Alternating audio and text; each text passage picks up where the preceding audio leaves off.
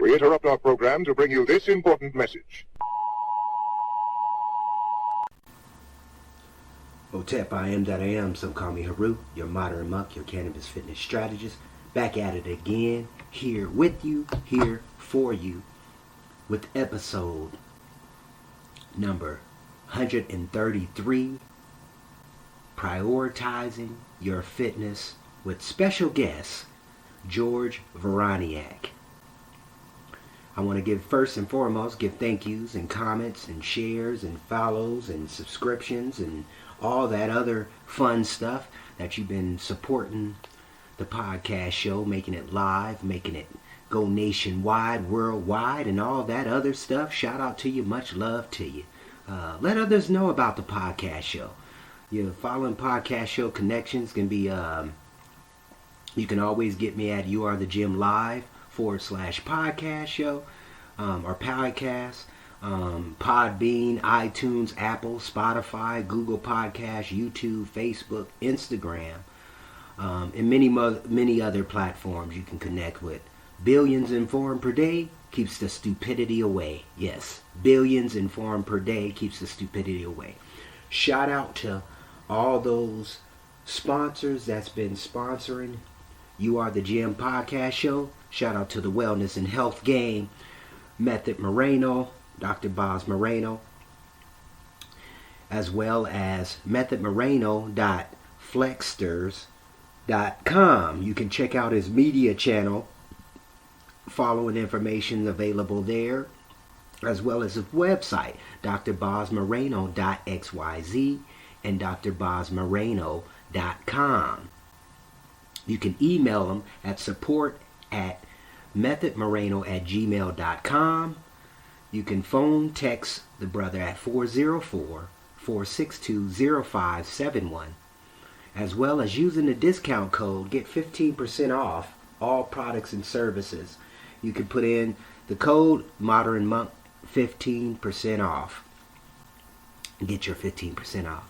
Awesome services. Brother's been putting it down. We've been working with stem cells. We've been working with bee venom and many other modalities that help you process, that help you understand and get more clarity with your health, your fitness, your mindset, your understanding. My next sponsor, Lifestyle Barbershop, our Barber Academy at 33 physical buildings at 33720 9th Avenue South, Suite 2, Federal Way, Washington, 98003, USA. Email, our website is lifestylebarberacademy.com, as well as the email lifestylebarberacademy2017@gmail.com. The phone number is 253-517-5345. Business hours are from 8:30 a.m. to 5:30 p.m. As well, rocking and rolling and moving forward. Your sponsor, next sponsor, is Your Fitness Mental Toughness, with the brother Haru, the modern monk, for You Are the Gym Body, at youarethegymlive.com and youarethegym.com. You can email me at youarethegym@gmail.com. Phone, text me at 206-659-6382. And you know we got them t-shirts for sale, cracking off, $27 per t-shirt. Free shipping and handling. Free shipping and handling. I got all these pre-orders ready to rock and roll, going out here in the next couple of days. Monday, actually, it'll be going out Monday. Other than that, just keeping it moving. Check out my videos on my YouTube channel. Check out my videos on my website at youarethegymlive.com. And you know we got information for you, and we may have the solution for your fitness needs as well, and your health needs, with my brother Dr. Boz Moreno. Until next time, let's get it rocking and rolling, and we're gonna get into this interview with the old friend. I'm talking, we go back, way back. We go back to preschool. So it's gonna be interesting. Let me get in here and get live with George. Shout out to you. Much love. Thank you for supporting You Are the Gym podcast show. Love to the world, worldwide. We're out. Peace. Let's get into it. So we're live, episode 133, Prioritizing Your Fitness, with a special guest, George Vraniak. What's good with you, George? Hey, Haru, what's going on, brother? Hey, good to talk to you, man. Good to hear your voice again. Yes, and it's always a pleasure. Yes. We got a chance to hang out last, so this is awesome. It's usually we're kind of missing each other in transition and whatnot. So the last time we saw each other was here back in Vegas, right? Yep, 2015. I think it was 2015, yep. 2016, around that area. And time is just flying. Yeah, time has been flying. So let me introduce yourself. What is George known for? What has been the path for George over all these years? Sure, you bet. So George has been known to be a short little guy that's a vertically challenged little guy, and that's how come you and I got along so well, right? So we're opposite cornerbacks on defense back at Old Lathrop High School. So we used to love that, playing together and all that. We all share the same work ethic and drive for sports and athletics. And so after, so I didn't go on to play Division anything as far as football goes, but I eventually found myself at the University of Florida, where graduated there and then joined the Air Force ROTC at Florida, got out of the graduated college, joined the Air Force, and that kind of started our journey. So, indeed. So long journey. It's been awesome. Got a chance to go ahead and come back to Fairbanks my first year and meet my wife Tracy, and we started just a beautiful family together over the last 20 years. So we're now almost going on 22 years. So, wow! Congratulations. Yeah, thanks, man. Search and rescue helicopter pilot by trade. Fly the on active duty and in the Guard. Flew Air Force version of Black Hawk helicopter, and now I'm back flying the helicopter as civilian. Nice. Yeah, and I know you was I know you was killing it anyway over the years, and it's interesting too, because I was telling somebody the other day, I was like, well, this is a gentleman, my brother. We've been knowing each other since preschool, and the funny thing is like even like getting back in touch with each other over the years, like from 95 when we met up, when I went down there from college vacation, spring vacation, meet up with you in Florida. Daytona Beach. Yeah, Daytona Beach, and it's interesting too, just the discipline there too. Like, I was on the wrestling team, doing my thing. And then the next call, the funny thing is, all I knew, we wasn't in touch as much, and then all of a sudden I knew you was in the military. Right, I know. And things happen quick.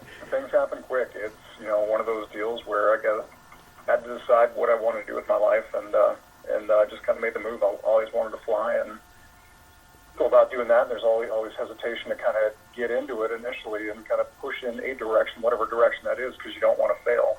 Yes. And I think that's where I learned probably the most out of myself is God got me through this whole journey. It's definitely not been one of those by myself. God has got me through both the highs and the lows, and I've learned a tremendous amount.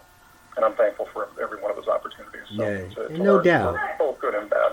No doubt. And you always had the discipline, even when I think about even our junior high level, when we started really competing, when you really talk about really competing organized sports in the wrestling game, you still kind of had that drive, and then when we started getting into high school, when you started taking it to the next level, being a quarterback. And then the funny thing is, when you look at it in that perspective, being the short guy, because we was pretty short, 5'5", 5'6", 5'7"? We're going to call it 5'7". I think 5'6". Yeah. Sound like, because with them always kind of exaggerated our weight, exaggerated our height. And I think it was cleat height. Cleat height. So it was a different category that, of course, I was going to go with. So that's fine. No, and the funny thing, don't take me wrong, it was interesting too, because even when I think about not just us, but just the things we was doing, because we always had a fighting mentality. You know what I'm saying? That's what I do respect of you back in the day. Matter of fact, this is a shout out to you. Torrance said hello, and one love. He shares his one love. But it's interesting though when I think about you. I think about I mean, many times when we was just taking it to a whole nother level, even like the training, the training steps you was getting there. And that's what kind of brings me into the next question of what has been some of the challenges you've been working within your path? Because I know you're an athlete, so you do you're a triathlon athlete at that. So that's been interesting. What kind of got you into that particular path? I'll tell you what. So the discipline, I think, that we were talking about, that you and I were used to, and the fighting mentality that we had, because we were always the short people on the football team, and we had to go and gain that respect from the rest of the team, and we were able to do that, which was awesome. Kudos to you for that as well. Because no joke, you were my brother on the other side of the defense, taking that corner position on the other side of the defense, and I'm always like, yep, Aru's there, man. We're good to go. We are good to go. So, but yeah, I got into college, trying to figure out what really I wanted to do, what was going to drive me. I got into partying and doing other stuff that was not healthy. More alcohol and things like that. But eventually it just kind of hit me like, you got to go ahead and fight out of this, because you're getting out of shape, you're not taking care of yourself, and your grades are falling, and it's time to go ahead and start changing things and to put things in the right direction for your life. So I believe that God kind of redirected my life and put me in the right direction. And I started running and really got in shape, because that was always my forte, was to stay in shape and work hard. So fast forward that to, from my college days, and from 95 to 99, fast forward that to 2008, I always kept in shape. Air Force had PT tests and things like that, which weren't that rigorous, but, I was still wanting to run and keep in shape and things like that, and lift weights. And then from there, I had not come from a swim background, a biking background. Okay. A little bit of a run, but not a whole lot. But I actually was in Hawaii one year. It was 2007. Okay. With my family, and there was a flyer for a triathlon. Like, hey, sign up for this triathlon on this date next April, right? So we're talking about a year out, and I go, you know what? One of these days I'm gonna do it. Nice. So I did it. I signed up for it, and then eventually, with about 6 months of procrastination and about 4 months left to go before the try, I'm like, well, I better start figuring this thing out, because otherwise I'm going to drown in the ocean. So it was Lava Man was the name of the triathlon. Hawaii it was an Olympic distance triathlon, and I bought a bike and all that. Nice. I started biking a little bit and started finally learning how to swim. But it was always a big challenge, because once again, I did not come from a swim background. No doubt. I got in the pool, and then 2 weeks later, I finally got down and back without stopping. And the lifeguards were even surprised. They even made a comment. They're like, "Oh wow, he made it." I heard that. They didn't know I heard that. But I'm like, I look back and I'm like, "Shut up." So they've been watching me struggle for 2 weeks, and I eventually kind of just kept pushing it. And that drive was there to, hey, you paid for it. You're going to go ahead. You committed. You're going to go ahead and do it. There it is. There it is. Turn around in October or November of that year in 2007. Started really training for it as far as the swim, and then in March of that following year, I did the triathlon for the first time. So nice. From there, so 2008, I think it was March or April of 2008, I just got hooked. I broke down, got a triathlon bike, and then just really started pushing myself and working hard, and really trying to get to the point where I'm like, you know what, I'm going to see where I can go with this. And of course, usually with triathlon, like I've told you before, you get into one, you get hooked. One distance is not long enough. It's never fast enough. And you always want to improve. So it's that constant struggle with yourself to go, you know what, you always want more. Indeed. Great point. There's that drive. Yeah. And I think that really was embedded in us, that are our generation. When I think about it, even like talking with Torrance and stuff. I mean, just he's been training with his martial arts, kind of keeping that mentality, and many other people. I'm looking at Eric Frio too. Sure. Shout out to him, Eric Frio. Absolutely, man. Yeah, just his running when he posted them. Like, exactly. And it's interesting just seeing those particular examples. People you grew up with and kind of staying in the fight. And that's what I was saying with this. Even with this You Are the Gym podcast show, it's like, you got to be committed to you. You got to really be committed to you. And, and I know you was, and like I said, I really truly think the Withams, all the coaches we had installed that drive in our mindset. Absolutely. Where you said, okay, let me take ownership of this. I want to get back in shape. I want to stay in shape, and I want to look good throughout my years. Because you don't get, the thing is, I think now, even with this mentality, you're getting better. It's like you want to improve. You want to keep improving regardless, And the other benefit with that too is I went to go for one of my daughter's orchestra concerts. Okay. I'm like, well, I don't have anything to wear. I'm like, okay, there's my old suit from when Tracy and I got married almost 21 years ago. I'm like, okay. I don't even know if this thing still fits, right? So I put it on. I'm like, oh shit, I'm good to go. It still fits. Sorry, I didn't mean to cuss, but I'm like, oh my god, it still fits. This is amazing. So there's that benefit too, where you don't have to continue to go buy clothes because you're up the size or down 2 sizes or whatever the case may be, right? So you just kind of stay level keel. Then the big thing is I think my dad was always a huge mentor for me and a huge motivation too. Nice. It goes anywhere from football to where he was just like, yep, looks like you got nailed by Kelly Wilson in the arm pretty good. That must suck. Okay, get back in the game, that type of deal. Almost breaking my finger one game, split my chin open one game too, and my dad was just kind of like, nah, that's just part of business, boy, get back out there, and it was just that, don't take a minute, think about what just happened, and then go, but you're not going to give up, because I always felt like I had a position that I had to maintain, and there was the next guy up that's waiting to take my position. Oh yeah, you're right. I always felt that as the little guy out there, that hey, I've got some talent behind me. I got some great young talent too. Mm-hmm. If I don't push it, guess what? They're right behind me potentially. So I always felt like I had to go push hard to it. And you definitely, and just building on that, you definitely, like I said, you was a big influence for me too, because it just proved that, okay, the little guy can get out there and do just as much as the big guys. Yep. You know what I'm saying? And better. I mean, you can squeeze through. I mean, plenty of opportunities. I mean, when I think about even just the mindset, and the second question I was talking about is, what has been your influence? And you kind of talked about like your pops, and I remember him at pretty much every game, showing up at every game. They're supporting you, putting it down, making sure you on point mentally. Because I remember, I mean, when I really go back too, I'm just kind of like at awe, because I mean, all those particular events kind of it shapes us, right? It shapes us. Yep. You take it or you don't take it. You know what I'm saying? You go from that to when I went through pilot training, and I was struggling initially going through pilot training. I didn't know if I was going to be able to make it through. So my dad, former Vietnam helicopter pilot by trade, nice.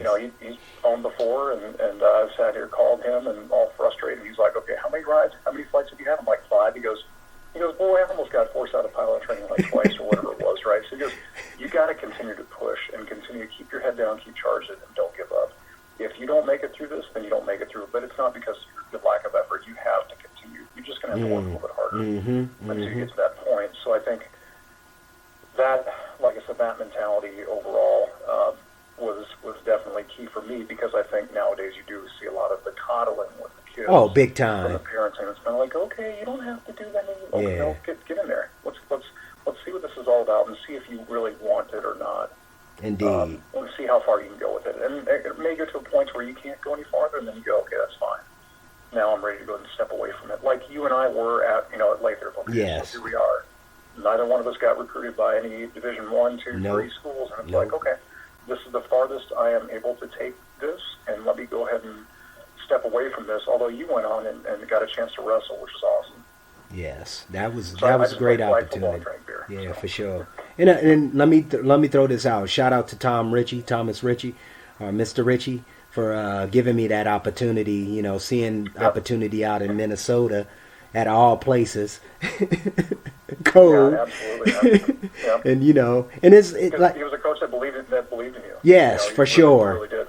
For You know, sure, for sure. And he recognized the discipline too, the commitment, as you had mentioned Right. earlier, because that is one key element. And I'm always talking about the commitment, being committed to you. You got to be committed to you first, and Right. that's one of the things I was Right. like really throwing out there too. I was like, well, I know two triathlon athletes personally. AJ, my cousin AJ, Janine, shout out to you, and you. And Okay. and I know, don't take me wrong, and Tom Ritchie Jr. Yeah. He's more of a Oh, that's marathon runner. Hey, Charlie Malin too as well. Oh, Malin? Yes. Oh, that's awesome. But they have been taking their game to the next level. Even though when I think about Tom Ritchie, this dude was Right. running like crazy in high school, junior high, even college. We was doing that during the college. He'd be out on the track. I'll be out in the wrestling or in the weight room trying to lift up Right. all the weights. At the Right. time, this is at the time, but it's definitely some type of commitment. That was one of the things that I think Yeah. we really, Yeah. learned the lesson we learned. Because like I said, like even with your pops, being that kind of in that environment, being in that mindset, having that background, especially in Vietnam veteran. I mean, that in itself it was should huge, be. because he'd been through it, he'd seen it, and this is where, you know, if my son ended up going, you know, similar routes or whatever else, I'm there to kind of coach him along the way on all the same frustrations and difficulties and successes and failures along the way as well. So it was an awesome perspective, because he just looked at it and went, you got it, whatever. You know, just keep charging, you know, just shut up and keep going, stop whining, keep going, you know, and I thought that was good. You know, the other thing that I think for you and me, and I was going to ask you about your commitment as well, and how you've been able to maintain it. But I think one of the things I want to highlight too is the fact that goals, right? You want to have Yes. goals in life, Big time. because I think that's important nowadays. You know, I've got a goal for upcoming triathlon, a half Ironman in Oregon this summer to hit. Oh, nice. To do that, so it's going to take a tremendous amount of work to get to that point. But I'm trying to. I just got in Palm Springs just under 6 hours, and now I'm shooting for 5. Oh, nice. 5:30, Nice, 5:30 yeah. under for the next one. So I think it's just looking at a goal and having something to shoot towards, both from a physical standpoint to keep your body healthy, but also for your mind as well. And Oh. the mental toughness and the mental fitness and what exercise provides you, from a mental strength, has always been good. You know, I can always kind of go out and run. I'm sure you too. You go out and run or walk or whatever else, just kind of frees the mind and gets you ready for the day, right? Oh, for sure. It clears things up a little bit. And it It's does. amazing It how does. It definitely makes things a little more easy to grasp, or the process. Yep. Yep. And don't take me wrong, because I know even with the commitment, because I'm constantly pushing the envelope for myself, and I know even with you being a triathlon athlete, because you're doing 3 events in what, a day? Is that 3 events in a day, or 3 events over 2 days? It's 3 events in one day, and really depends on, you know, different distances as far as the races go too. So. And that's So some anywhere from serious. short to long, really long distances. That'll take you, 17 hours to go and finish, or 18 hours to finish. So just got to keep going throughout. You know, it's just one of those things. And see, and I that's think that's anybody, and that's where I would tell anybody that, hey, if I can do it, you can do it. No, by the way, it's, when I finished my first Ironman, case in point, I finished and went, I can get through anything, because even, Yes. you may not know this, but, going back to the football days, I had a chance to go and take over as starting quarterback senior year, and I elected to kind of step away from it to get to Dana, right? Oh, yeah. Dana, very talented guy, good dude, great friend of ours, and Shout I out. elected, because of lack of confidence, I stepped away from the challenge. And when I finished the first Ironman, it was look, you can do it, for me, from a Indeed. mental standpoint. Indeed. Physically, it took everything I had to go ahead and finish it, because the training wasn't as good. I didn't train as well, as thorough, and I learned a lot of lessons along the way. But mentally, when I finished that, it was all about. It was kind of I guess the Band-Aid had been open a little bit with not being able to fully commit in football back in the day. And when I Yes. finished that, it was like, okay, now I'm good. And that was the kind of slowed down. introduction. I think that's basically the introduction to what is actually laid out for your or part of your path, right? Because I mean, everything's a rites of passage. Yeah, rites of passage. When you really put it in perspective, it's just you stayed on the path. That's the lovely thing I love about you. You stayed on the path. Like Eric got back on the path. You know what I'm saying? Certain people just got back on the path, and it makes more sense because everything gets more clear for you. You know what I'm saying? You're cognizant, everything, you're thinking clearer, you know, you're living a more cleaner life when you're talking like your nutrition. Now, I want to come back to that, but self-talk has been one of those particular instruments or tools in your bag, I'm sure. Yeah, absolutely. So how do you, self-talk overall, you've been a huge, like I said, a big friend over the years, and I've been following you on Strava and track you and things like that as well. And it's one of those things. It's like, hey, what keeps you going? What are some things that Haru does as far as self-talk to keep that motivation going throughout your fitness endeavors? So one of the biggest key, I think, is reflection for me, because I'm still, and I had got this introduced from Tommy Jr., Richie. He always documented everything. You know what I'm saying? He had his journal book, and I started doing that in college, and I really just start keeping those. That's been like more of my self-help or self-talk type of scenario. Right. Okay, this is the goals I want to do. This is how I want to get this is what I need to push, because I've been interested in the last couple of years. I've been really getting into gymnastics. I always envied the gymnast body. They always had the idea body that I was like, wow, this is what I want to look like. I want to be flexible. I want to have the stamina. I want to have the endurance. Even though they don't do a lot of long distance stuff or more they do a lot of cardio, but it's certain movements that they do. But particularly that's been more of my self-talk. The meditation has been helping with me.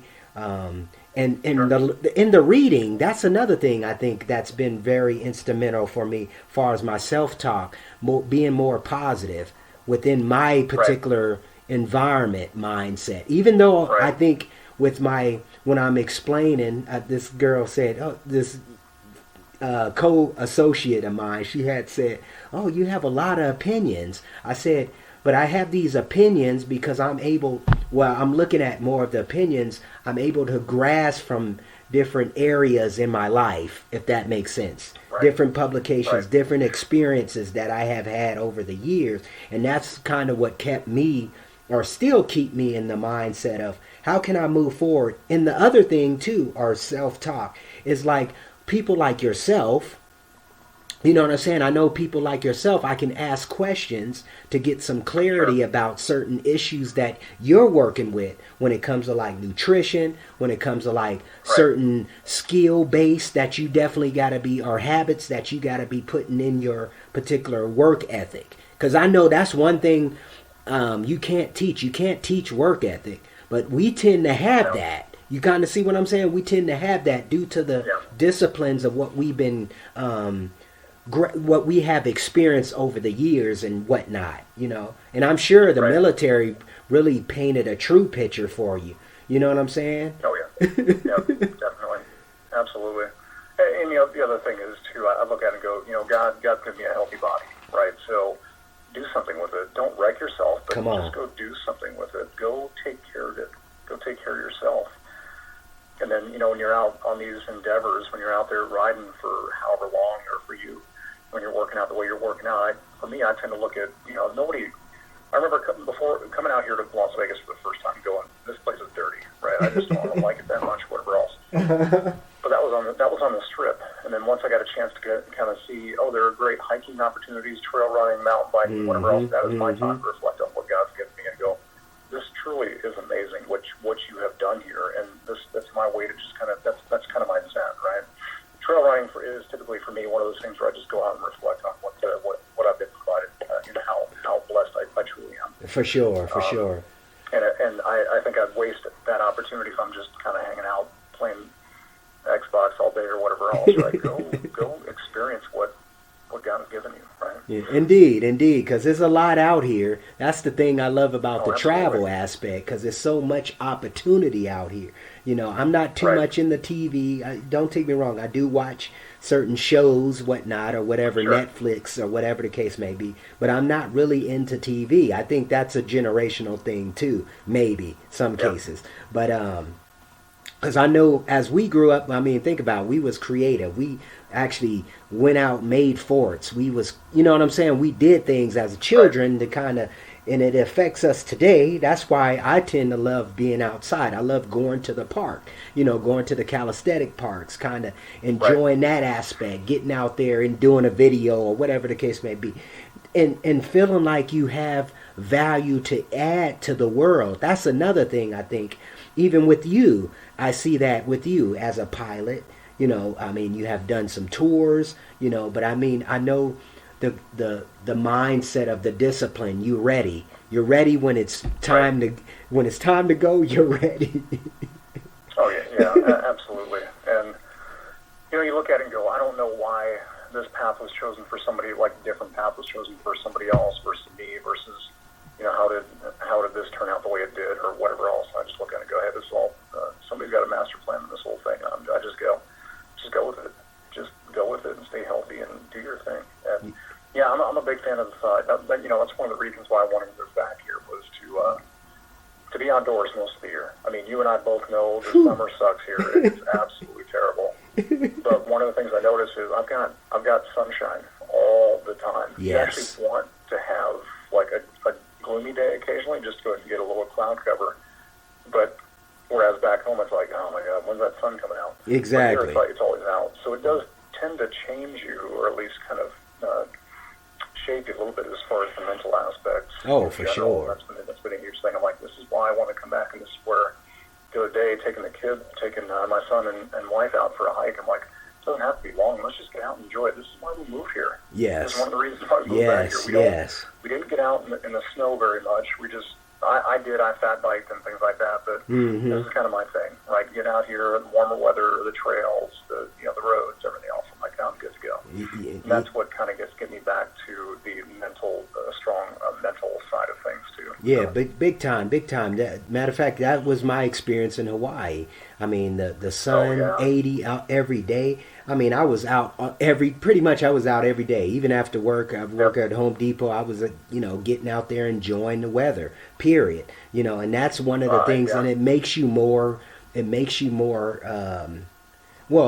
committed to what you're doing. That's another thing, because obviously we do need vitamin D, we do need our sun, and when you don't have that opportunity, and you can tell when you go up to Alaska, it's real doomy and gloomy. Even the people are doomy and gloomy. So it's kind of, you know what I'm saying? The energy, the frequency is really low there. Even getting a chance to go up there this last year in March, just to kind of take care of some things. It was kind of like, I'm here wintertime. It's not really that good because we're dealing with the COVID scenario and all this other stuff that was going on. So it was kind of really putting people in a mindset of fear too as well. But I'm not going to use that as an excuse. I'm still going to stay on my path. And that's the discipline, Right. Yeah, well, and that's the thing, I found we were getting ready to go to Somalia for the summer of 20, and in March of 20 is when really COVID kicked off, and all of a sudden you saw it all over the media, and oh my God, they're, case counts, and they're going up, and deaths, and recoveries, and all this stuff, and really I was trying to figure out as the commander going over there, going, all right, so as the deployed commander, I'm like, are we going or not, and how's this going to change things? So the month of March was just kind of a wash of where I just didn't, it was gloomy. We didn't know if we were going, COVID, you couldn't go anywhere, this, that, or the other, and then it dawned on me, I'm like, I'm not doing anything healthy, right? I'm not taking care of myself. Get back outdoors, get back to being healthy again, and yes, it's cool, but go do what you at least enjoy doing out here, but get outdoors and go enjoy it.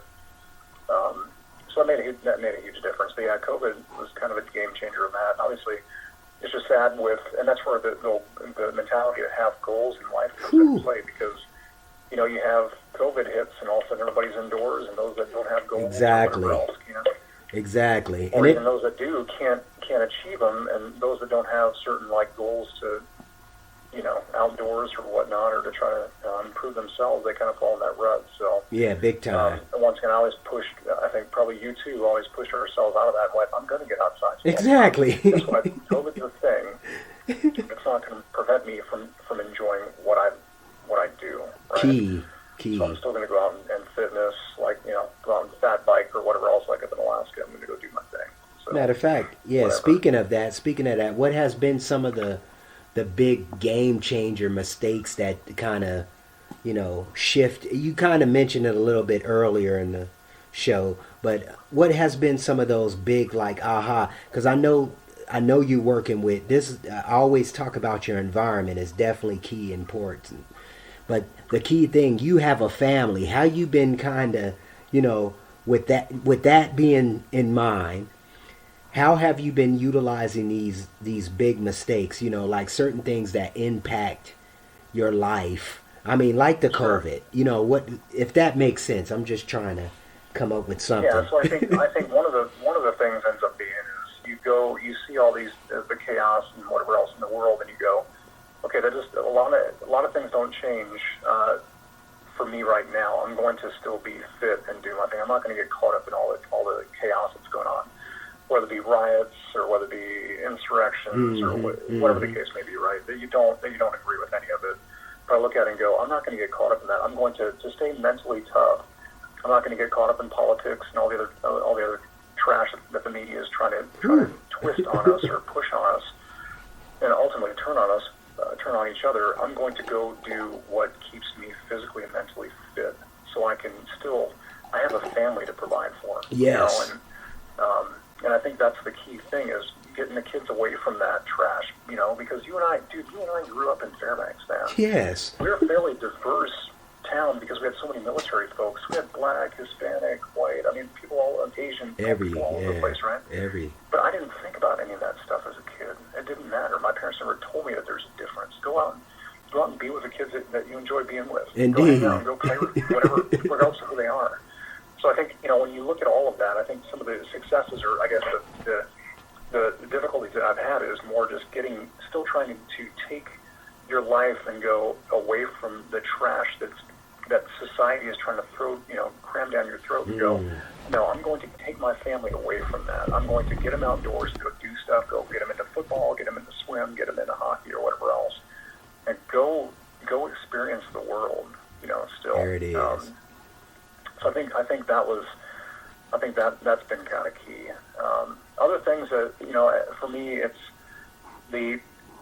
when I first got into triathlon, and I've been doing it now for 13 years or whatever it's been, so it's been a while, but you really, whatever goals you have, they have to be lined up with your family's goals big too. time. So my failure has been to take it so serious that it now takes precedence over family. So if I miss a workout, I don't know if you're as anal as me as far as I can't miss a workout. Yes. It's going to break me. Yes. I think early on, that was the case, right? Well, I'm not going to win this if I don't get this one workout, and it's going to make a big difference. And ultimately, it came down to nowadays. I go, you know what? There are pros.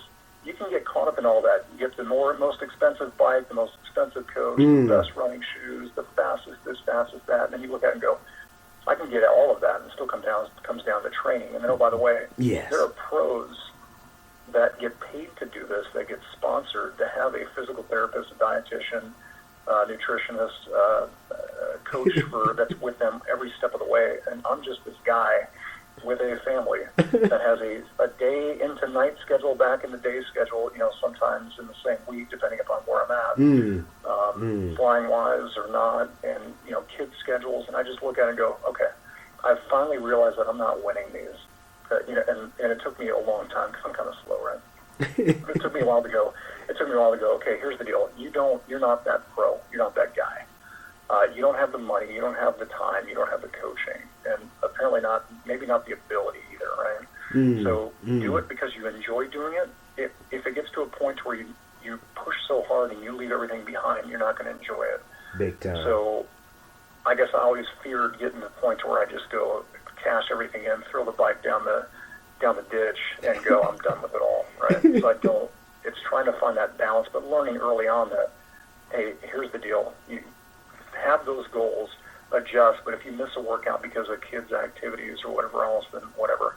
The other thing, too, is I think it's important for parents and athletes in general, no matter what you're doing, is try to figure out a way to get your kids involved. Yeah, big time, big time. Great point. If you have an hour run, maybe do 15 minutes of it with your son or daughter while they bike with you or run with you. Big time. Or just get them to come along with you on part of the journey, and then do the rest of your workout from there. So it's kind of including them in on it too. So Nice, it's that whole nice. learning process. Yeah, that's a great point. That's a great point. Serious. I want to be a pro too. Dude, I got a dad bod. Whatever. Who cares? I'm a dad and a husband, and I'm just going to go do my thing. This is a hobby.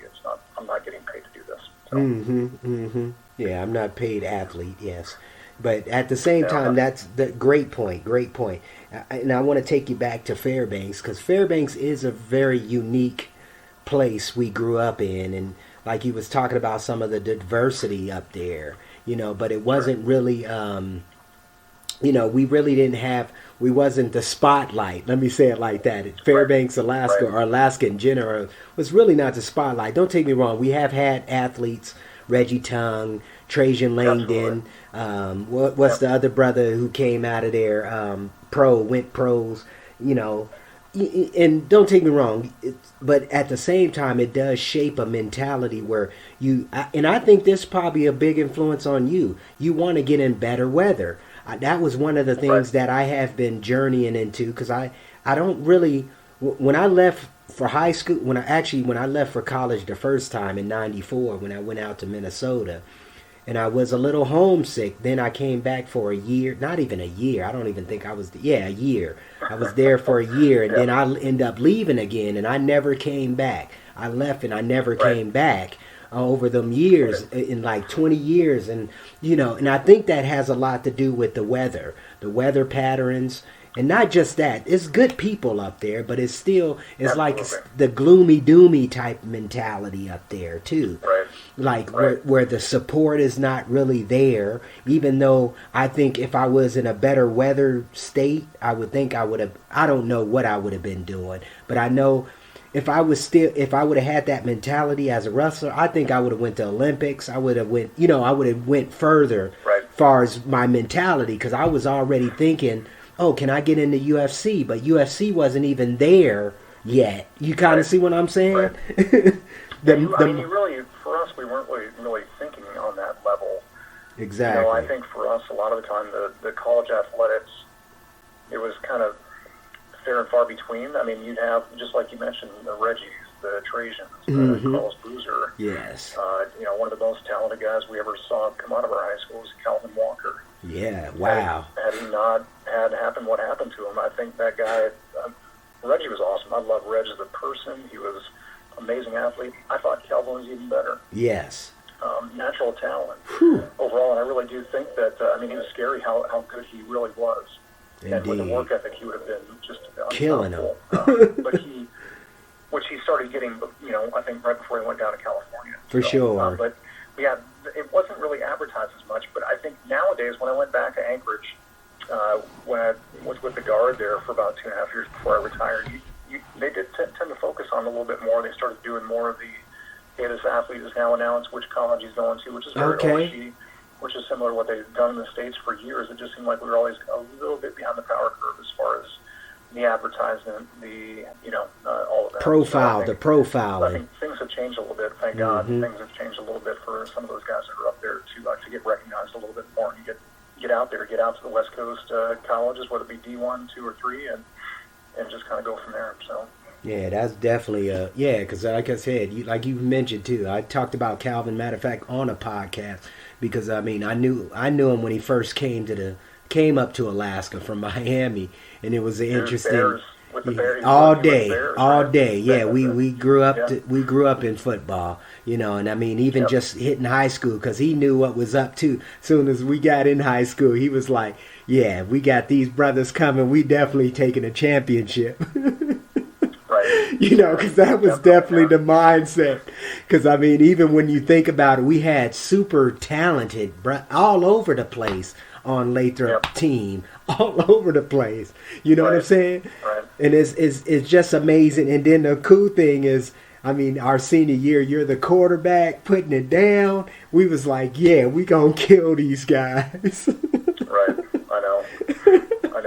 We had a good year. We had a really good year. Allison was still kind of hammering us. Exactly. Pretty good in that one Chugiak game, but that was we had a good team, good year, good group of guys too. And like I said, I think one of the things that that I'm very thankful for is the fact that going back to the diversity piece and how diverse our area was for such a small town. Big time. The fact it's when I some of my best friends were black growing up, and to have Billy Lewis and his girlfriend at the time, Tamara Fisher, Shane Birdsong, when I graduated Fort Rucker, Alabama, and got my wings for the first time. Right, I'm like, this is amazing to have friends from high school still supporting me. Connected. And once again, it was never about who you color. It was about who you were as a person. Exactly, and character. That's what I loved about it, man. I truly am. And I'm still blessed to be able to keep a good relationship with you over the years. I know. And Color, it's because of who we were. Exactly. We supported each other as kids. Yeah, for sure. Why would I not support you now?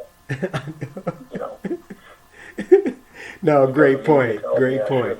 Right, or I can't, or whatever, man. If you're a jerk, I'm not going to give it 2 cents. I don't care who you are. But if you're a good dude, and that's what my parents always taught me, if you're a good kid, if you want to hang out with good kids, then that's what you should shoot for, and I don't care what color they are. So I think that mentality, pushing that, like I said, Lathrop was and Fairbanks was very unique in that. Yes. And I think we had the right mentality as a town. I think we had good parents as well that taught us those values. Yeah. And then more importantly, I mean, I watched Remember the Titans with my son recently. Nice. And just the family in general. I'm like, this is what it's all about right here. It's not about the color of your skin. It's about who you're. It's all about who you're fighting for that's standing next to you. Right. Come on. And that's what sports up there and what sports in general teaches you is it doesn't matter who you are, what your background is, whatever else it matters. Can I depend on you when the crap hits the fan? Exactly. The principles that never change. That's why I'm writing this book, Confessions of the Mind of an Athlete, because there's certain principles that apply to us. We don't really think about it, but then at the same time, it applies in your everyday living, your lifestyle. Even like when you saying about commitment, understanding what's going on, building that connection with your children, involving them in your training. I think that's key too, because then they'll have a certain discipline or mindset or certain work ethic that they can look forward to in learning. Like you mentioned too, the mentors. That's definitely huge. But we gonna jump a little bit on skill base. Now, when you went into your triathlon, you just did it, right? You didn't hire no coach. You just went into it. Tell me a little bit more about that. Yeah, you bet. So with the coaching, I went into it a little bit with just kind of a blind mentality, like I don't know what I'm doing. We'll see how this goes. The swimming portion of it probably the most difficult for me because I felt like a drowning victim every time I got in the water for the first time. Or at least for the first few weeks. I did get a swimming coach initially. Okay. Or after probably about 2 months, just to go, hey, am I doing the right thing? So we were stationed in Albuquerque at the time, and like I said, the schedule's all over the place. I ended up breaking down to get a swim coach just to make sure what I was doing was right. And come to find out, it was okay, it was adequate. And then I ended up going with another coach for a session or two, and then really, I didn't get a consistent coach until I moved to San Antonio in 2010. Okay. And then from there, I'm like, well, here's the deal. I'm on a day schedule, consistent schedule throughout for the most part. I'm going to break down and see where I can actually go with this overall. So I got a coach. We're still friends today. Nice. Coached a really good friend of mine as well for a couple of years while we were all in San Antonio together. And the coaching piece, I think I did not, after the 2013 time frame, I think is where I elected not to go with the coach, but we moved out here to Las Vegas. Okay. And at that point, I'm like, well, I think I'm good. I just need to go ahead and train. Yeah, get that. And I know kind of now how to train. Okay, key. How not to train and stuff like that. And a lot of it just came down to listen to your body too. You may have this workout, but don't get freaked out. Take a look at your schedule for the week and go, okay, maybe I have to do this workout today instead of the other one because it's the time commitment's just different, right? And today my life work balance happens to this other workout's better for that. So that's kind of where we learn that piece too, to where it's like not a big deal. Just flip them, make it happen, do what you can, and then go from there. How many days a week you actually training or working out? How many days a week? Oh man, so typically about 6 days.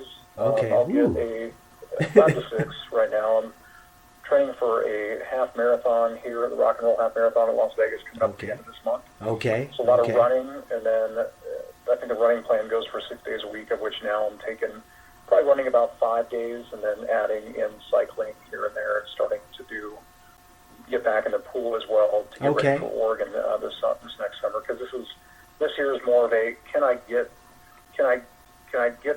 this fast on this race?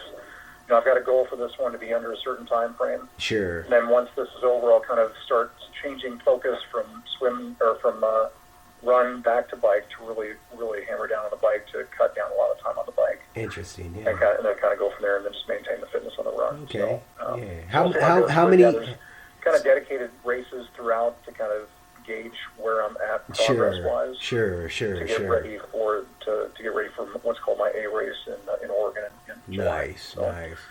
Great point. And that's the other thing with these things too. No matter what you're doing, running, triathlon, hiking, whatever goal you have in mind, realize that it may not happen this summer either. I mean, case in point, we moved down here. I was registered for the half Ironman in St. George in last year. And I couldn't do it because I was having foot issues. Plus, we were just moving out here. Oh, got you. We hit a moose on the way. Oh, no. It was just, that's right. So I had to go ahead and elect to go ahead and actually get out of the race, defer it until this year, of which I'm deferred to Coeur d'Alene, and now it looks like I probably won't be able to do Coeur d'Alene because we need to go out to Alaska to go see family. So, okay. So I'll at least be able to do the Oregon race, but I just realized that, you know what, life happens, and you just got to go with it, because once again, I'm not getting paid to do this either. For sure. Makes sense. That make a lot of sense. Important. I mean, but you're committed. That's the cool thing. You're committed. If you miss this one, I'm back up on this one. And that's the cool thing. How many hours do you say you actually putting in during that 6 weeks, 6 days? Typically, right now the running probably about I don't know what the mileage is right now. It varies. It depends on if I have a long run or short run. Okay. Right now, getting ready for the half, I'm starting to kind of what's called you're familiar with taper. Oh, yes, so you get it to a certain level, and then you go ahead and start tapering and save the legs for the actual race itself. So you're not burning yourself out. Indeed. And obviously to prevent the injuries, too. So for sure. That's kind of where I'm at. I've got a running plan that I'm following, kind of. So I'd have to look at that and see what the actual distance or the actual mileage is. And for peak times for triathlons, it ends up being probably about another 10, 12 hour, maybe even 14 hours a week. For halves. When I'm doing fulls, the time commitment could be up to 20 hours. So, and that becomes a huge strain on just a time management skill right there in itself. Trying to figure out how am I going to fit all of this in one day. In your one, yes, key. Dinner, all that stuff. So that's one of the biggest challenges with that too. But anywhere from 10 to 20 hours typically. Okay. And that makes sense. Really that makes sense to me. Because I know I'm not too well. Recently, I've been on a 3 day a week training regimen. So I usually put in my little full body. I get a full body, then I usually do individual body parts. If you want to go there, lower or upper. And then I just break down full body, and then usually the next week I break it down again. I might do just, arms or shoulders or isolation work. And don't take me wrong, this is another thing I think a lot of people, I'm not training for a competition or anything like that. This is just for me, it's more of a mental aspect. What I want to be. I want to be healthy. That's the thing with me. I want to be physically healthy, mentally healthy, overall healthy. That's why I've been incorporating more of the stem cells within my regimen, in the bee venom, and it's been showing more promising results as far as injuries. And that's what I wanted to get in here with you this next question. How has Absolutely. the injuries been affecting you? Because I know you mentioned you had a few over the years. Kind of talk about that a little bit, because I think we kind of skip it a little bit, because I know CrossFit is one of those big positions that has a lot of injuries, Right. and a lot of people seem like they're not able to compete within these Right. particular competitions. Let me say it like that. Sure. I think no matter what you're in, there's always a chance to go and get injured. Like, do things the wrong way, the wrong technique, the wrong movements, or whatever else, right? So I think, I'll ask you too when I'm done chatting, but ask you what your biggest issues have been too, injury wise. But for me, overuse injuries when it comes to legs, feet as well. So I had usually any kind of, like, I've had back issues all the way back from my first day of football practice as a freshman at Lathrop. That's right. My first week, the back goes out for the first time, and I'm like, well, this ought to be fun. So right there, you start learning a little bit more about your anatomy, and then your downfalls, which there's if your pelvis is cocked off a little bit, you got leg length discrepancies, and then what that's really going to mean from an overuse standpoint. So guess what? You have a dominant side of your body. So for me, that's the right side. So guess what's going to take the brunt of the of all the movements, or the majority of the movements, right? That's the right side. So there's that. I had knee surgery in 2010. Okay. And they just took out, as part of the IT band, close to the knee itself. They just went in, cut just a small piece of the IT band that kept rubbing up and like just rubbing in the knee itself, and then causing inflammation. Okay. And then it took 6 weeks for it to heal, and I started training again, and I've had no problems since. Nice. So back issues continued on, just because now I'm running more and cycling more, and I'm still flying my butt off to in the helicopter, which is never good either, but that's what I do. So then the back issues are still continuing on. Foot issues, plantar fasciitis in both feet. I've fought to get physical therapy treatments, paid out of pocket for orthotics, for shoes, for all of that, for both the IT band plus the foot, and then eventually I had to get a procedure called shockwave therapy on that. Oh, nice. High-intensity shockwave, which took care of it twice, and then the third time it didn't work, so I've been looking at other options. Modalities, yes. I'm now finally going to a different shoe. That seems to be doing the trick. Okay, so nice. How it's important just, that is. It's one of those deals. It's like, regardless of what injury you've had, you read and review for, hey, this is what's going to cure it, and it's like a hotel review. This worked for me. This did not. This is amazing. This treatment sucked. No matter what it has been. So as far as treatment goes, so I've had to learn a lot with respect to that too. Not only for what works, but what doesn't work for me, and then what options are out there to educate others on what those options are too. Key. So, yes. So what about you, man? I mean, you've been busting your butt too over so many years. So what about you, injury wise? And you know what? I'm so grateful that I haven't had no crazy serious injuries. Keep it real with you. And I've been doing some really intense work. Training, you know what I'm saying? Man. But I think the key thing, with me, it's been always, the form. You know what I'm saying? The form, making sure the form is right. And don't take me wrong. The only thing I really been working with, I had a shoulder, not really any serious shoulder injury, but the only injury I had was in high school when I twisted my ankle, and we was demonstrating. But other than that, I've been good. I mean, and that's what I've been liking about because I had a shoulder injury because I was lifting so heavy, and being a little guy, you putting up 300 and some pounds. Don't take me wrong. You're going to have some serious problems. I got this. Indeed. Yeah. Indeed. So I didn't really recognize it till later on as I, got older. I think when I turned 30, that's when I recognized, okay, I got this shoulder injury. I know I was lifting, like I said, I was lifting three plus then, and this was 2009, when I really realized, okay, I got this shoulder injury. Let me chill out on all this heavy lifting. And that's when I really started incorporating more, getting into calisthenics, really focusing more on, okay, here's the foundation, build your body up build your body so it's strong. So when I go in the gym, they're looking at me like, this dude putting on that much weight, this little guy. And I call myself a little guy. That motivation, though, right? Yeah, exactly. You see, dude, I've been passed by old ladies on bikes and triathlons. I'm like, all right, it is what it is. I mean, keep doing what you're doing. That's awesome. It's good to see that because you know that you can do those things later on in life if you can just stay healthy.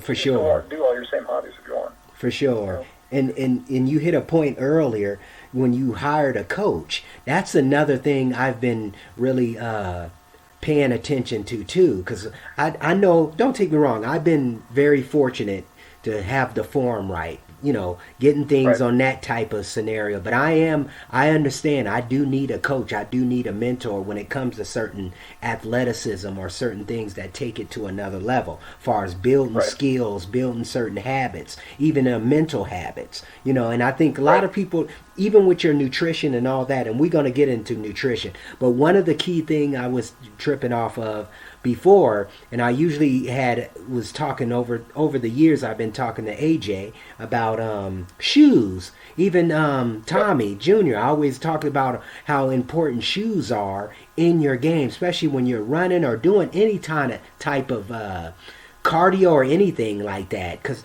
how important. And I really got the understanding when I was in Hawaii.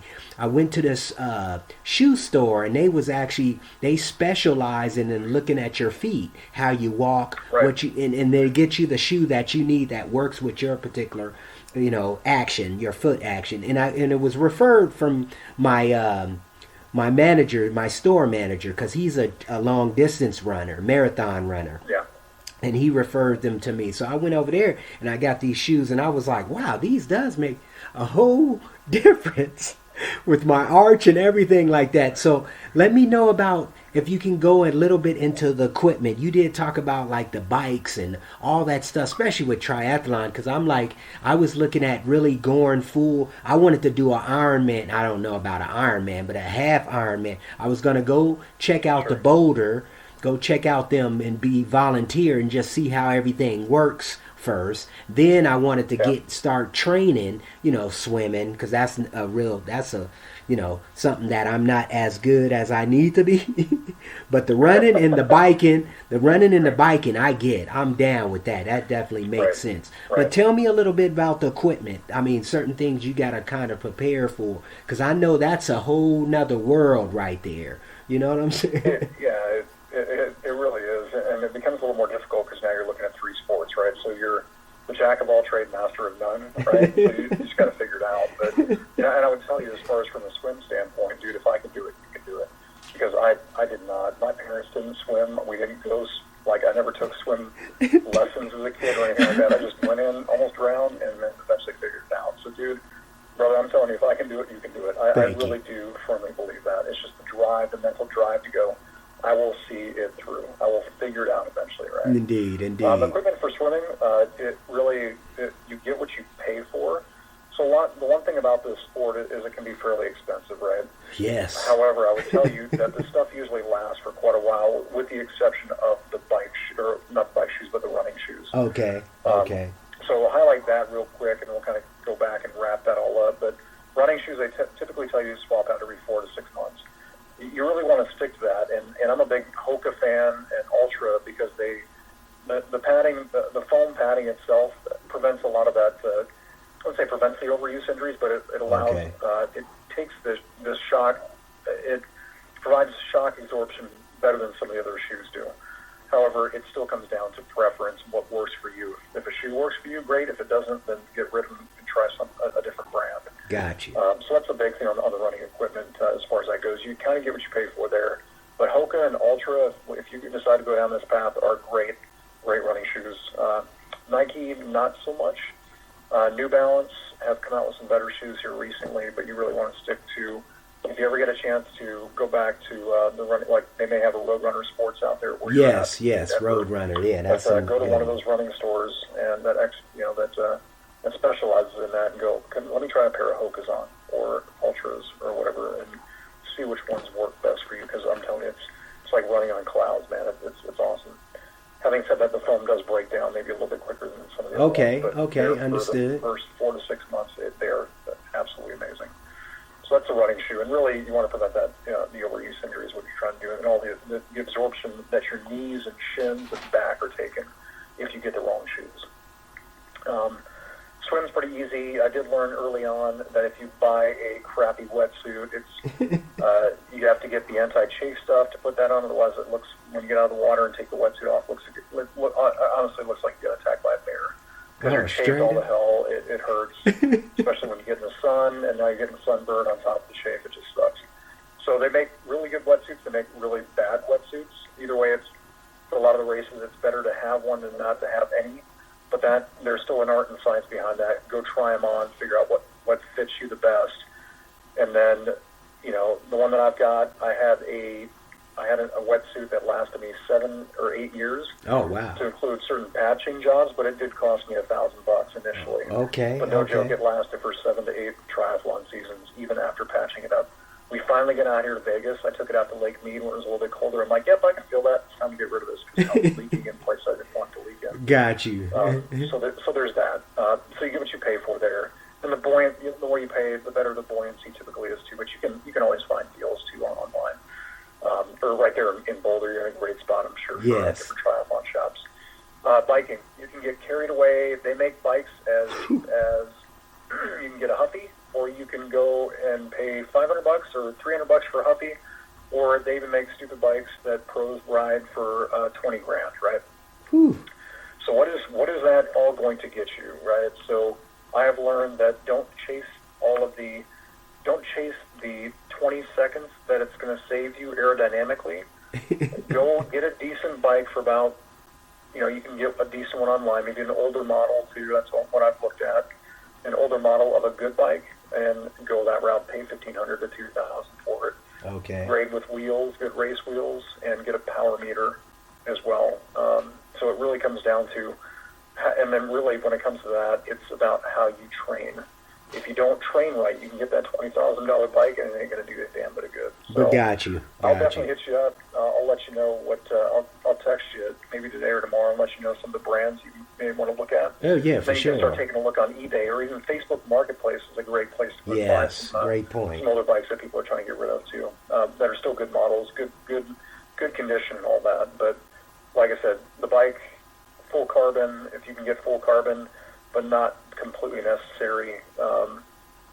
And then get a good set of wheels and get a power meter, because that's really what's going to, when you start tracking your power output, so how much your legs are putting out as far as power goes, how much you're pushing, is when you really start dialing in your training quite a bit. Yeah, I noticed that. If you can't get that, heart rate monitor is definitely key too, because heart rate monitor is going to be more true.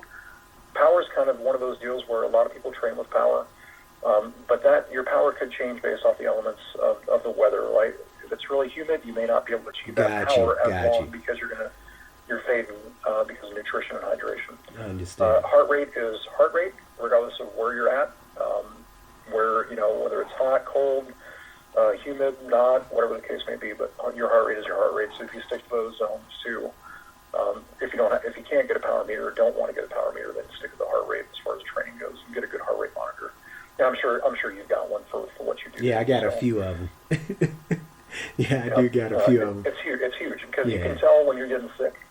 When exactly. You wake up in the morning, put the heart rate monitor for on, sure. You're going to work out, and you're like, oh, what's going on? So, case in point, we came down with COVID when we went to Anchorage, right? We all slept in the house.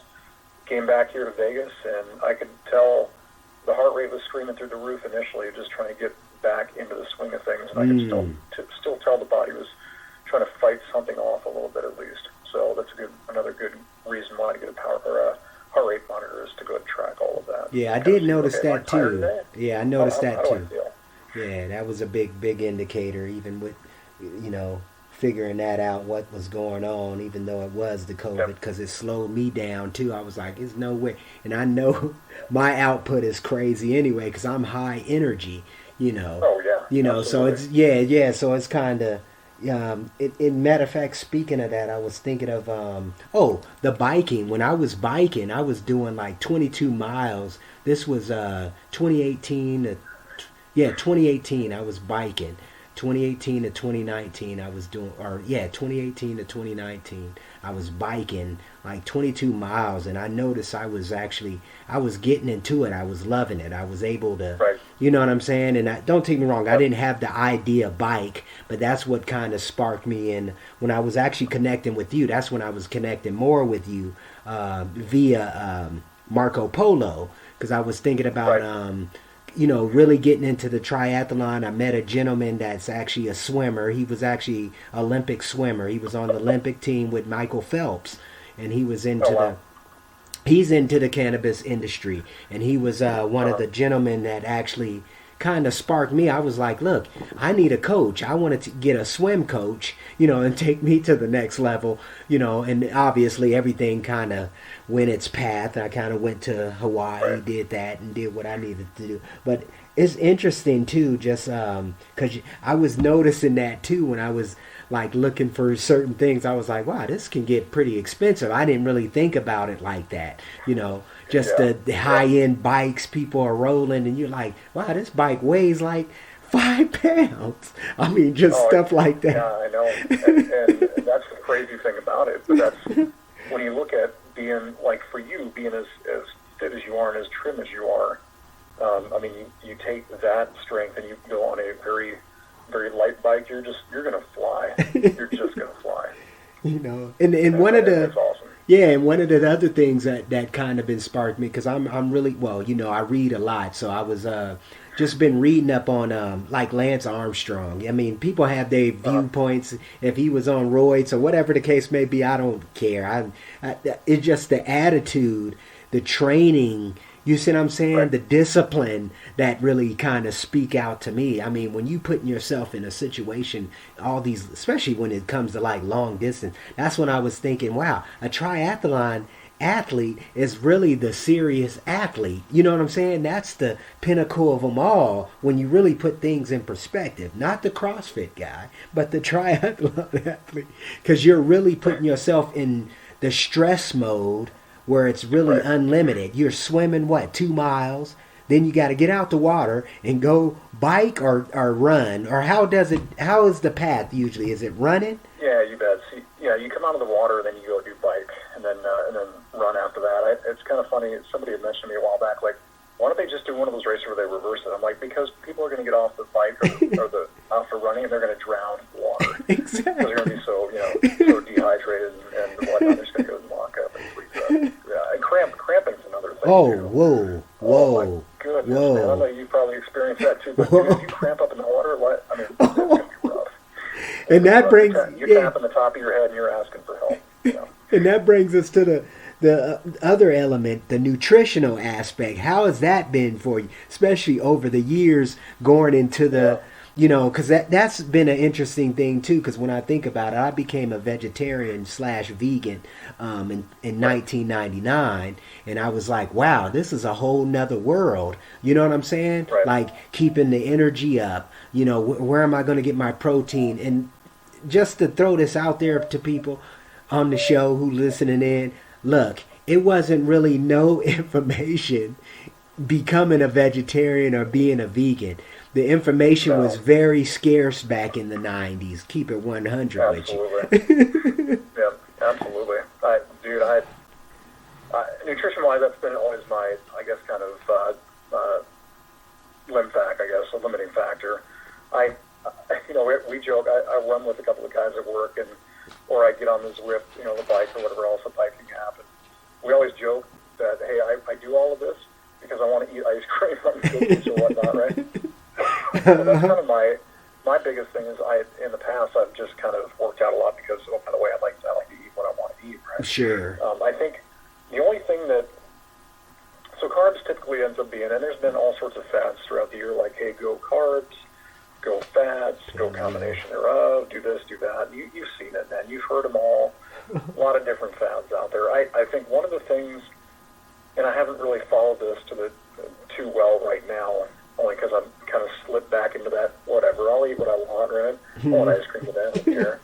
But, and there's benefit to that too as far as the fats. But my wife ended up introducing me to a diet that she was on, and she ended up losing when I was in Somalia for 4 months. She went on a diet 20 pounds. Oh, wow. What it was more of a, so you're measuring the portions of food that you're gonna take. You're also doing intermittent fasting as well. Okay. And then you're going for high proteins, then high fats typically. And then you add the greens in there, and you add some fruits in there for a little bit of sugars, but not.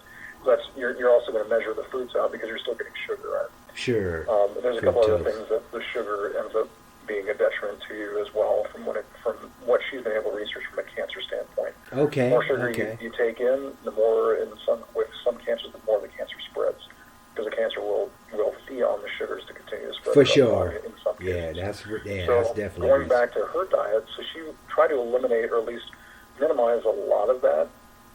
And I came back from Somalia, and I was like, all right, I'm going to give it a shot. I've got a month off, basically, after I get back from this deployment, and I'm going to see how you do this.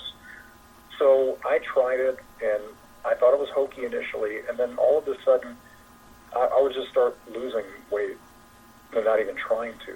Right? Not even working out as much as I was before.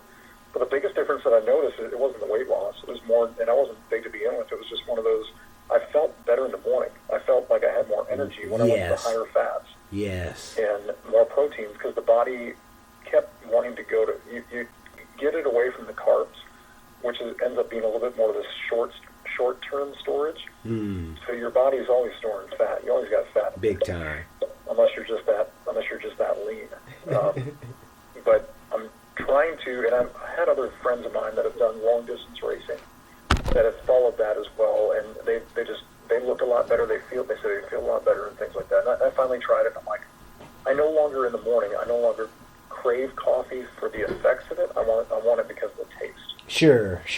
Yeah, that dopamine. Because I was finding myself in Somalia. I would go eat lunch, right, and they'd have chicken fingers and fries and whatever else, right. And at night it wasn't much better than that either. Good food, but not the best of food to go and actually eat. But I'd find myself after lunch, about an hour and a half later, fading big time. And then I got away from that when I got home, started following more what Tracy was doing, and I'm like, wow, I feel amazing. Nice. The energy level was just a lot higher. So yeah, and I try to do that now. Yeah, no, that sounds very accurate. Even when I was actually really serious on intermittent fasting, and I do it still. It's more periodical. Keep it real with you, but I definitely stick on it. I mean, to keep this lean body. I mean, but it's been able to discipline me too. That's another thing. Discipline me. Okay, I'm fasting every Monday. This is certain things I've been kind of incorporating within my lifestyle. And nutrition, like I said, nutrition is really, I think it's even though now you're starting to see more fitness professionals really talk about the elements, but then they're giving a lot of crap out there too. A lot of things, you misleading the people. Oh, take this take this supplement and this and that, and this will it's obviously a work ethic too. You got to have some type of work ethic within that supplementation of your nutrition. I'm sure you've seen it all too, as far as all the discussions and try this, try that. This is going to work the best for you. This is not. And then really over time, you've been able to probably find what works best for you. Indeed, and that's key. Everybody's different. Yeah, for sure, and that's key, and that's usually what I'm been advocating here on You at the Gym is like, look, you got to find what works for you. I can give you some parameters. Here's some framework here, but at the same time, it's about adjusting and having the discipline too. Not saying you can't eat this, you can't eat that, but then like even proportions. Or when you're eating it, or certain things like that. Definitely keep it in mind. That's a thing I think a lot of us don't really think about. I mean, because it's all a mind thing. It's all a psychological issues too. Because I mean, certain foods you think is good for you, but your energy levels suck. Right. You know what I'm saying? Absolutely, and that's for long distance racing. A lot of times, I mean, back in the day, it used to be there was more talk that hey, go with carbs. Go with high carb intake and stuff like that throughout the race. Even before the race, I'll still go ahead and carb load, what they call carb load. Yes, carb load. With that. That's just to pack all those carbs in, not to the point where you get sick, but you're eating more frequently throughout the day and you're packing carbs. And that's to get your body ready to start to store those carbs, to burn that for fuel. It's that whole analogy of you have to have gas in the tank for the tank, for Yes, you to be able to yeah. go, right? But if Indeed. you don't put that in there, then you're hosed. So I kind of took it a different way and went, cool, so let me go ahead and carb load for a couple of days. But in the meantime, before the carb loading takes place a few days prior to the race day, eat more of those fats, because you want the body to eventually go to the fat stores, Sure. because that's going to last a lot longer than the Carbs, yeah. than the carbs will. Yeah. For sure. Great point. So Great there's point. been that whole discussion back and forth: carbs, fats, carbs. You really have to kind of do what works best for you. I know I did an Ironman race in Alaska back in 2017. It's one of those extreme races. It was absolutely insane. But anyway, so that was the first time I actually experimented with pizza. Okay. Like the whole entire race. So I bought a pizza the night prior, cut it up into little chunks, put it in Ziploc bags, put a few little slices in my running backpacks, and then throughout the bike ride, my family could stop, open up the trunk of the van, and then let me take another couple things of a few squares of pizza. So every 15, 20 miles on the bike, I'd continue to take pizza. And no joke, after the first time I took it, because I started getting a little tired, right? Okay. And after the first time I took it, I had a quick or 2 squares, and I just felt amazing afterwards. So it restored carbs, restored sugars, restored all of that, salts. Because you had pepperoni, so the salt's all in the sauce. Oh, got you. All that. Everything got restored pretty quick to where, okay, I didn't get sick off of it. It restored my energy pretty quick, and now I've got a strategy throughout the rest of this race. Okay, So okay. that tended to work for that race, but that's one of those where I could have a supported team throughout. Typically for Ironmans, like regular Ironman sanctioned races, you got an aid station every so often on the bike, an aid station every mile on the run, mile-ish, and then you're taking whatever the hell they've got on that table. So case in point, for the Palm Springs half here recently, I screwed up and didn't bring much of anything, right? I'm like, well, that's not going to work out well. So I'd get to the aid stations on the run, and I was just packing in like salty chips, pretzels, wow. cola for the sugar intake, and I was good to go. Interesting. I was good to go. Interesting. I would think it would be more healthier alternative, but you know. And when you don't have anything because you screwed up your you messed up your strategy, you're like, I'll take anything, I don't care. I mean, as long as it doesn't make me sick and it restores the energy. Got you. I'm going to give it a shot. That's interesting. That's interesting. That's one of those, you talk about failed lessons or whatever else. You have to train with it. You have to train with it before you race with it. Otherwise, you don't know, just like that pizza, you don't know how that's going to affect your body. Yeah. I mean, that could have went really wrong, and the stomach could have just went absolutely crazy with that. It had some serious issues with that, but I didn't. So I lucked out there. But that's the first thing I'll tell anybody coming into it is, okay, whatever you plan, figure out what tastes good and what works, what restores your energy levels, and then go train with it to make sure it still works later on in the race. For sure. and then when you get sick of it, figure out another game plan, because that happened too, to where you eat something or drink something, you're like, oh, these are my favorite flavors of Gatorade, this is awesome, I got them all set up, and guess what? Later stages of the race, you're like, I don't want to ever taste this ever again. You just lose it. You're like, I'm done. I can't. And then mentally, you have a hard time actually trying to drink it or eat it. Oh yeah. No. So there's that too. And we're coming down to an hour and 22. So would there be anything that you like to leave the audience with that I didn't ask you in the in this interview per se or discussion? Yeah, I think we covered it. We covered a lot of different avenues. Thank you for the opportunity to go in and talk with you about it. It's something I've been pretty passionate about for years. I want to thank you for as far as the sport goes, and my drive, the mentality, and you and I sharing that same drive, regardless of what activity it is from an athletic standpoint. Yes, sir.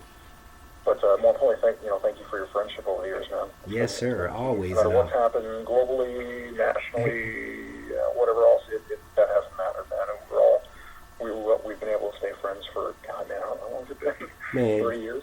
Yeah, I mean, it's 30 3 plus years. decades. So Yeah. that's freaking awesome. So, and More then, than that. Well, yeah. then, More than that. and then whatever you choose to do with, if you know, like I said, feel free to ask any questions or whatever else when it comes to triathlon. And I'll be more than happy to help you along your way on that. And I appreciate that for sure. But yeah, I love it. I've learned so many lessons, and you know, some of those are good and some of those are bad. But you know, either way, they're lessons regardless, and that's what you do with them. So. No, I appreciate the commitment. I appreciate even dialoguing with you. Just some, brother I've been knowing for all my life. You're still doing it, still in the, still in the field. That's so cool. Because like a lot of people, it's funny too when you engage with other people. They really don't stay in touch with people they had, in high school or elementary or junior high, whatever. But it's kind of interesting when you think about that, and you're still in the fight. You still keeping your body up. You still, shout out to your family. You're doing the family thing, juggling the family, military retired. You know what I'm saying? Doing your thing in a place where it's actually, Vegas, but beautiful there. It's funny when you find some really good things in Sin City. It's weird. I know. And you're like, wait, here? Of all places? I suppose, okay. Well, God brought me back to Sin City. All right. Sounds good. Let's make it happen. Let's make it happen. More importantly, like I talked about, it's like, hey, you still want to stay active. There will come a point where, I've been asked this question. You may have as well. Like, why do you do what you do? Why do you push your body? Great point. And, eventually going to break it down. I've had families say that. I'm like, well, eventually it'll happen. And when it does, obviously they don't have to go ahead and stop and do. I'll pick out something else. I'll pick up fishing or something. Something. But I can't. I want to keep the mind and the body active, and as long as I can, because eventually it'll come to a point to where I will be, in the wheelchair or in bed or whatever else with whatever ailment. Pray not, but it's at some point in life it's coming. Indeed. And, it's like no, while you still have while you still have good health, get out there and take advantage of it. So no matter what it is, and when people, I'm sure people are saying, how do you do, for you, Haru, why do you do as much as you do? Why can't you? Well, because I want to, because I can, right? And you got to make time. That's another thing. You got to make the time. People keep giving me excuses why they don't do it. I'm like, look, you got to make the time. You got to prioritize the time. And that's the title of this, prioritizing your fitness. It's really, it's really, and look at your... And then no matter what you want to do. I'm sure people have come to work out with you and are probably intimidated at first, like, oh, for sure. This guy's on it. Maybe I shouldn't work out with him because I don't do enough. There's that whole, I guess, kind of, they're worried about how they're going to look. Exactly. And I tell people, I'm like, they'll sit there and go, well, dude, I don't run the same pace as you. Like, I don't care. I said, it's all about camaraderie. Yes. I just want you to stay active. I don't care what it is. Just get out and be active. Indeed. Go run, go bike, go lift, go do whatever it is you want to do. Don't compare yourself. You can't. God made us all different. If you're a believer, I believe that God made us all different. And guess what? I'm not the pro athlete. The other guy is. But guess what? Maybe that guy is a nice enough dude to let me at least run with him and pretend like I'm hanging with him for a little while, right? But it's all about the camaraderie and that mental side of it too. So, and it builds character take care of your too. body, take care of your mind. Yeah, nice point. It builds character. Yep. That's the whole point. Yep. But on that note, go ahead. You got it. That's all you got. Surround yourself with others that do it too. Yes. Surround yourself with the right people that don't bring you down. Try to bring them up if they, depending on what's going on. Always try to bring them up, but never let them bring you down. Yeah, great point. Nipped it in Hang the out bud. with the right people. Nipped it in the bud for sure. But on that note, brother, I appreciate you again. Thank you for coming on the show. Thanks, brother. And we'll end it like that. Thank you for all the listeners out there. This is You Are the Gym, and we're out of here. Have a great We'll day. keep in touch, all right? For sure. All right, dude. Peace. We'll see you soon. No doubt. Soon.